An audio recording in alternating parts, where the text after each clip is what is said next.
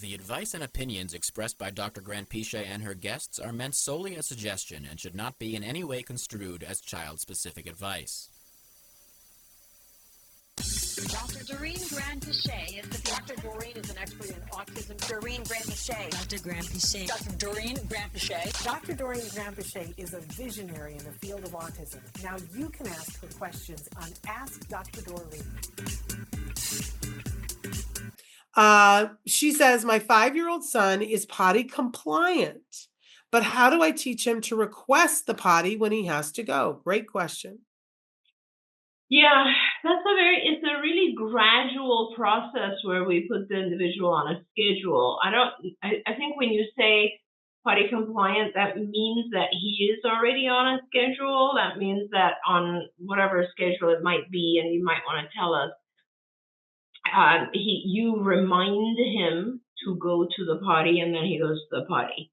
So if that's the case, then there's another phase after that, which you basically want to make sure that your child is independent when they go to the bathroom, right? Because if you're trying to get them to a point where they independently go, then you want to make sure that even if you're reminding them to go, they're able to do all the things that are involved with going. So opening the door, turning on the light, taking their pants down, sitting, going, wiping themselves, washing their hands. The whole thing has to be mastered on a compliance schedule. And then all you have to do is fade your reminder out, which is not that hard to do.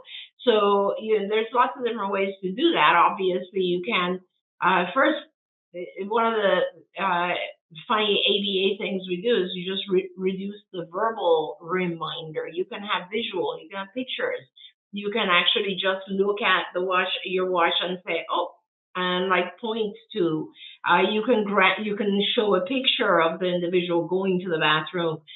You can ask the child, what time? Do you know what time it is? Guess what? The more you fade yourself out and reward heavily the child, and there's lots of different ways to reward. Remember, if you make the bathroom itself one of the most rewarding places, your child's going to want to go. In fact, they're going to want to go more often than they need to go. That becomes another problem, so be careful with that.